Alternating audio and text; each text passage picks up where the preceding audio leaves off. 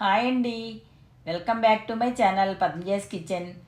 ఈరోజు వంకాయ బఠానీతో gravy curry ఎలా చేయాలో చూపిస్తున్నానండి.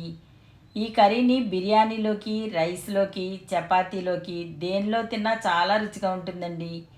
ఈ కర్రీని చాలా సింపుల్గా అలాగే తక్కువ టైంలో ప్రిపేర్ చేసుకోవచ్చు. ఇప్పుడు దీని ప్రాసెస్ ఎలాగో చూద్దామా. వంకాయ కర్రీ కోసం నేను 350 గ్రామ్స్ వంకాయలను తీసుకుంటున్నానండి. ఈ తెల్ల వంకాయలు కూడా చాలా రుచిగా ఉంటాయండి. ముందుగా వంకాయలను శుభ్రంగా కడిగి ఇలా పొడవుగా కట్ చేసుకుని సాల్ట్ వాటర్లో వేసుకోండి. అదేవిధంగా 2 టమాటాలను కూడా కట్ చేసి పెట్టుకోండి.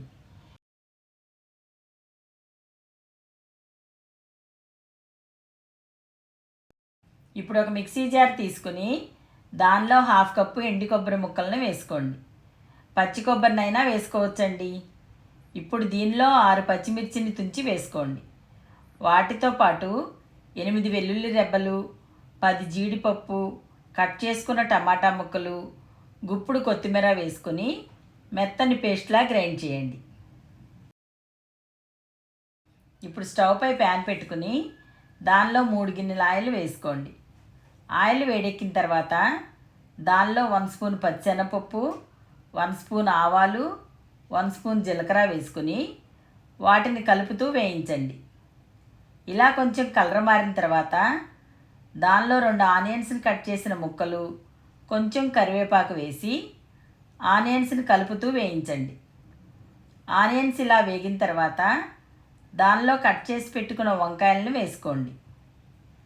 తర్వాత వంకాయలను ఒకసారి కలిపి దానిలో 1.5 స్పూన్ సాల్టు, 1/2 స్పూన్ పసుపు వేసి సాల్టు పసుపు వంకాయ ముక్కలకు బాగా పట్టేటట్టు కలపండి.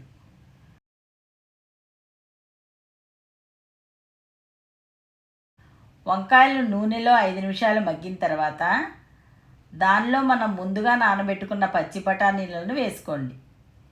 ఇప్పుడు అంతా ఒకసారి కలుపుకొని మూత పెట్టి లో ఫ్లేమ్లో మగ్గనివ్వండి. మధ్య మధ్యలో మూత తీసి కలుపుతూ ఉండండి. వంకాయలు ఇలా పూర్తిగా మగ్గి బఠానీలు కూడా ఉడికిన తర్వాత మనం ముందుగా గ్రైండ్ చేసి పెట్టుకున్న పేస్ట్ వేసుకోండి. పేస్ట్ కూడా నూనెలో పచ్చివాసన పోయే వరకు వేయించండి. మధ్య మధ్యలో కలుపుకుంటూ ఆయిల్ సపరేట్ అయ్యే వరకు వేయించండి. ఇప్పుడు మిక్సీ జార్లో 1 గ్లాసు వాటర్ పోసి ఆ వాటర్ని కూడా కూరలో పోసుకోండి. మనం గ్రేవీ కర్రీ చేస్తున్నాం కాబట్టి ఎక్కువ వాటర్ పోయకుండా 1 గ్లాసు వాటర్ పోసుకుంటే సరిపోతుందండి. ఇప్పుడు ఒకసారి సాల్ట్ చెక్ చేసుకుని కావాలంటే యాడ్ చేసుకోండి.